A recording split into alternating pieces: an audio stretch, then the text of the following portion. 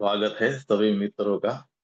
मन से मुक्ति मोक्ष है इस पुस्तक के आज हम चौथे विभाग में जा रहे हैं। चैप्टर का विभाग का नाम है मन और परमात्मा। और इस विभाग का पहला चैप्टर जो है वो बुक का 31वां चैप्टर है। और चैप्टर का नाम है मन और परमात्मा समानांतर, मिलते कहीं नहीं। Page number 224। तो साधक भगवान से कहता है कि आपके पास रहने का मौका मिला, यह मेरा बड़ा सौभाग्य है और मैं अनुग्रहित हूँ। लेकिन आश्चर्य है कि सानिध्य में रहकर कभी कभी अनुभव होता है कि मैं आपसे दूर होता जा रहा हूँ। ऐसा क्यों हो रहा है भगवान? तो भगवान कहते हैं कि मन के ना कुछ नियम है, मन के कुछ खेल हैं।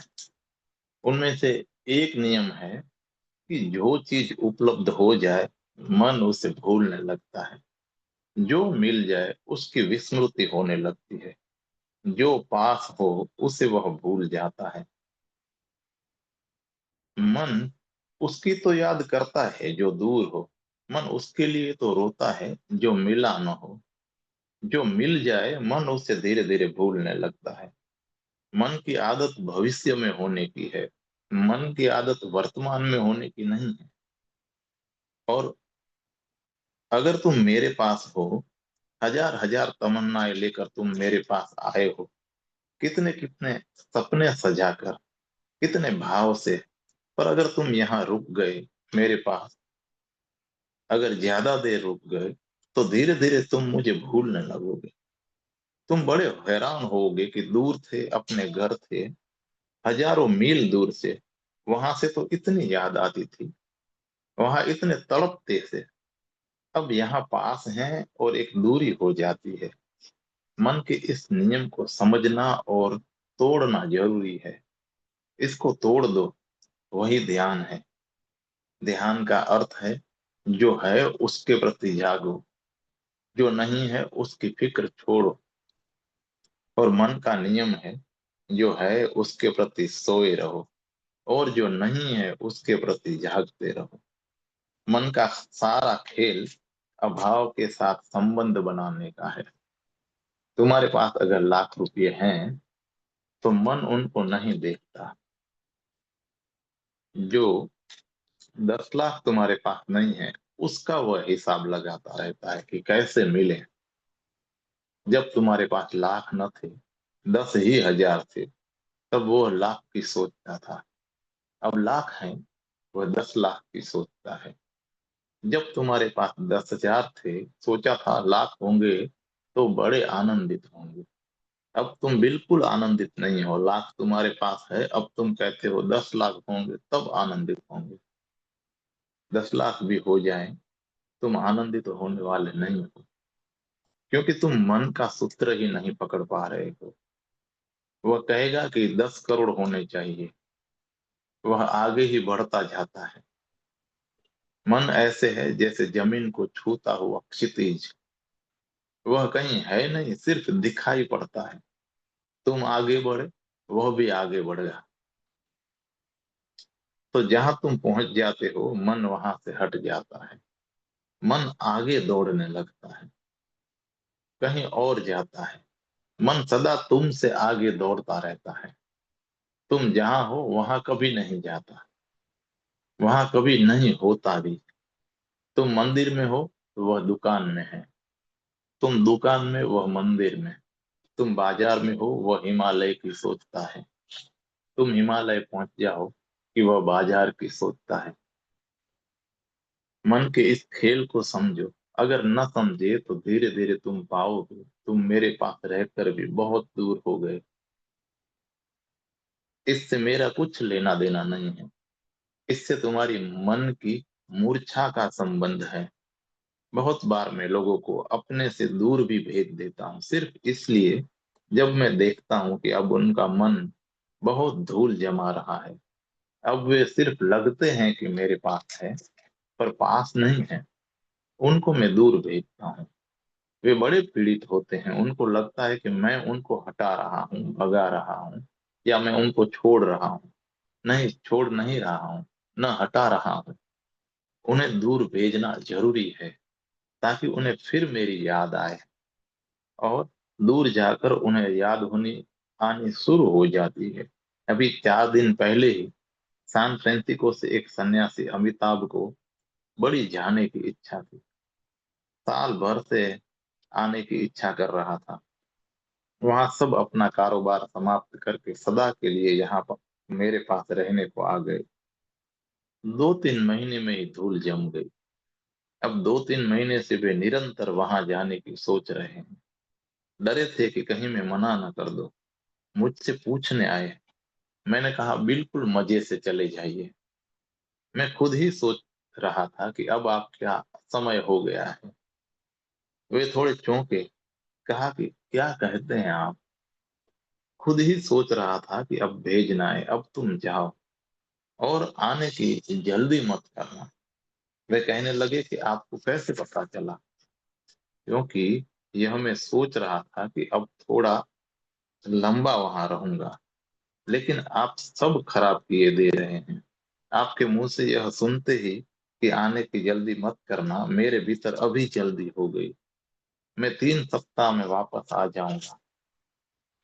मैंने कहा कि इतनी जल्दी क्या है, और तुम्हें वहां सदा टिकना हो तो तुम वहां सदा टिक जाना। मुझे डर है कि वह 3 सप्ताह भी टिके। जाते ही वहां सैन फ्रांसिस्को में पूना की याद आने लगेगी।